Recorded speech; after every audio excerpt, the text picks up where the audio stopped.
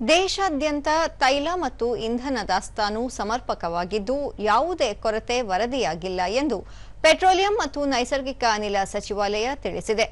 ದೆಹಲಿಯಲ್ಲಿಂದು ಅಂತರ ಸಚಿವಾಲಯ ಸುದ್ದಿಗೋಷ್ಠಿಯಲ್ಲಿ ಪೆಟ್ರೋಲಿಯಂ ಸಚಿವಾಲಯದ ಜಂಟಿ ಕಾರ್ಯದರ್ಶಿ ಸುಜಾತಾ ಶರ್ಮಾ ದೇಶದ ತೈಲಾಗಾರಗಳು ಉತ್ತಮ ಮಟ್ಟದಲ್ಲಿ ಕಾರ್ಯನಿರ್ವಹಿಸುತ್ತಿವೆ ಎಂದರು.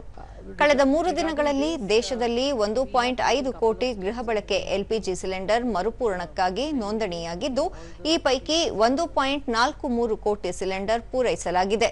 ಈ ಅವಧಿಯಲ್ಲಿ ಒಟ್ಟು 19,372 ಟನ್ ವಾಣಿಜ್ಯ LPG cylinder, 649 ton auto LPG ಹಾಗೂ 1.57 ಲಕ್ಷ 5 ಕೆಜಿ ಸಿಲಿಂಡರ್ಗಳು ಮಾರಾಟಗೊಂಡಿವೆ. ದೇಶಾದ್ಯಂತ 520 ಶಿಬಿರಗಳ ಮೂಲಕ 9,200 5 ಕೆಜಿ ಸಿಲಿಂಡರ್ಗಳನ್ನು ಮಾರಾಟ ಮಾಡಲಾಗಿದೆ ಎಂದು ಹೇಳಿದರು.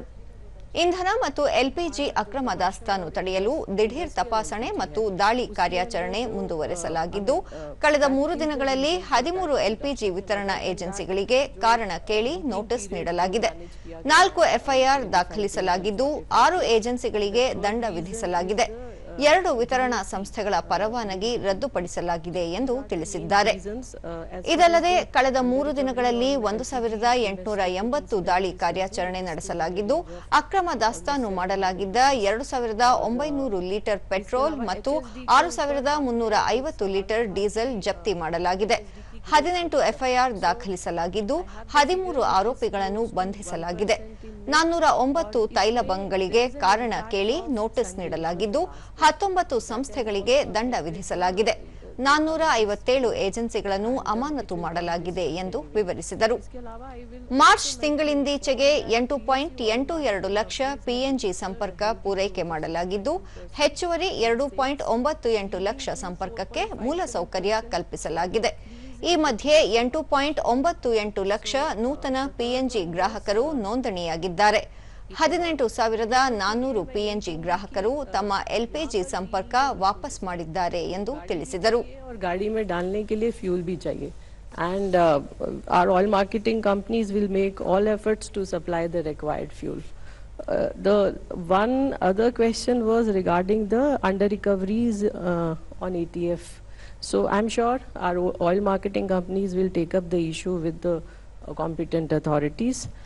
Consolidated number of LPG distributors, of the inspections or rate, that number I'm not having right now. We'll share that.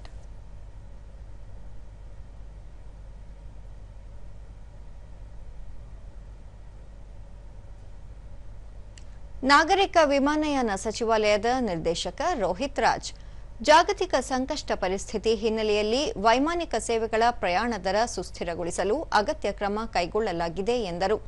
ಅಂತಾರಾಷ್ಟ್ರೀಯ ಮಾರುಕಟ್ಟೆಯಲ್ಲಿ ವೈಮಾನಿಕ ಇಂಧನ ಎಟಿಎಫ್ ದರ ಅನಿಶ್ಚಿತವಾಗಿದ್ದು, ನಿಗದಿತ ಮಿತಿಗಿಂತ ಏರಿಕೆಯಾದಲ್ಲಿ ದೇಶೀಯ ವಿಮಾನಯಾನ ಸಂಸ್ಥೆಗಳಿಗೆ ಹೆಚ್ಚುವರಿ ಎಟಿಎಫ್ ವ್ಯತ್ಯಾಸ ದರಕ್ಕೆ ಸಹಾಯಧನ ನೀಡಲು ತಾತ್ಕಾಲಿಕ ವ್ಯವಸ್ಥೆ ಮಾಡಲಾಗಿದೆ.